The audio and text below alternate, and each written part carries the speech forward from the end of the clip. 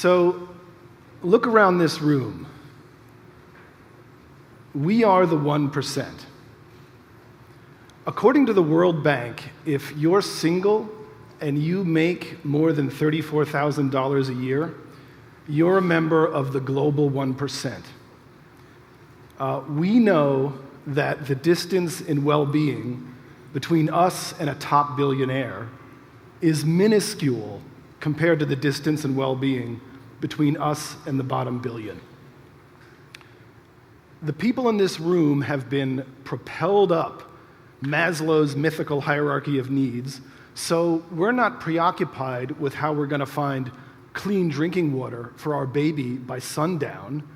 We're preoccupied with saving the whole world. Everybody has a passion. Feed the world. Bring health care to the working poor. My wife is very preoccupied with the plight of the elephants. I want to submit that all these problems are symptoms of a deeper, more fundamental problem that humanity must solve. Governments are the only technology which does not make progress rapidly and peacefully. Why does the average South Korean live 26 years longer than the average North Korean? The global ecology of voluntary transactions that builds wealth flows wherever exchange with others improves our lives.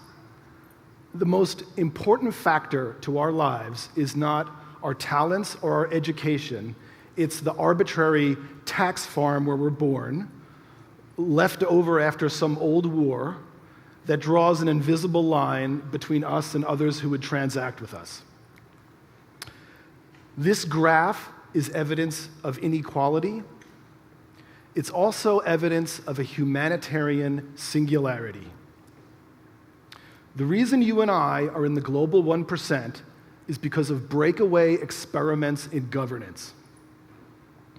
The United States was a giant life raft where poor people from dysfunctional governments could come try out their modern ideas.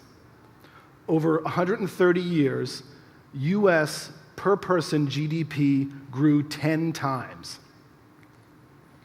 When Hong Kong gained independence, Chinese peasants swam across shark-infested waters to live there. Over the next 36 years, Hong Kong's per person GDP grew 87 times. When Singapore broke away from Malaysia, the average income was $511 US. 45 years later, 17% of Singaporeans are millionaires.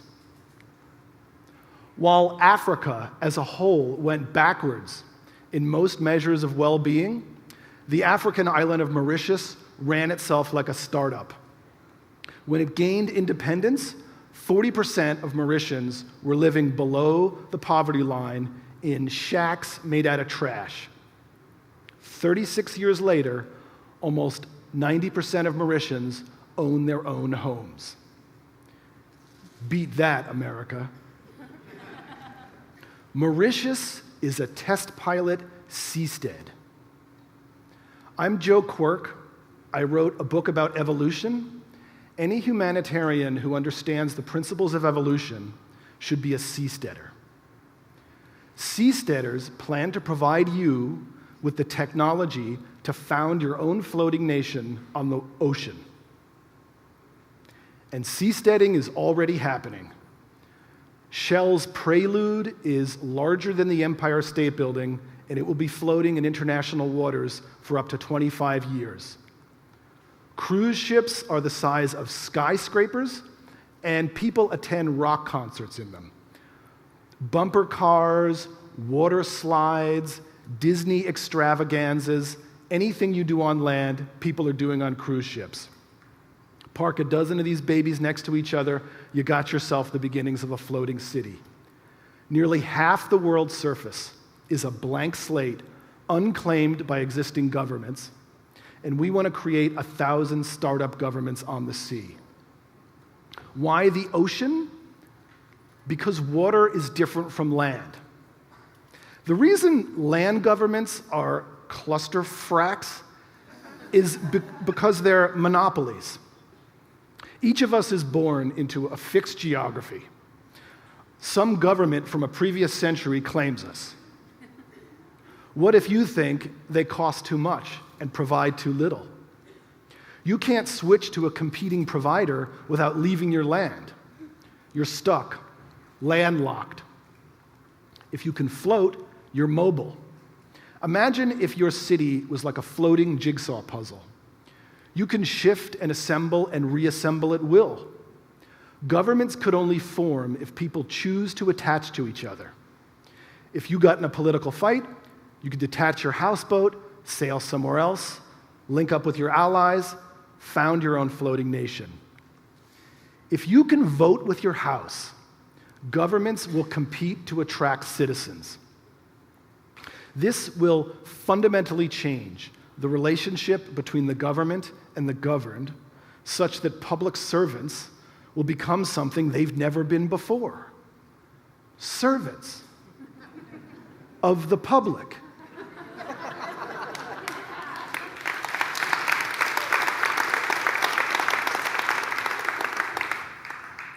Primitive continental governments are founded mostly by conquerors. Future ocean governments will be founded by creators, aquapreneurs. Name me a problem you care about.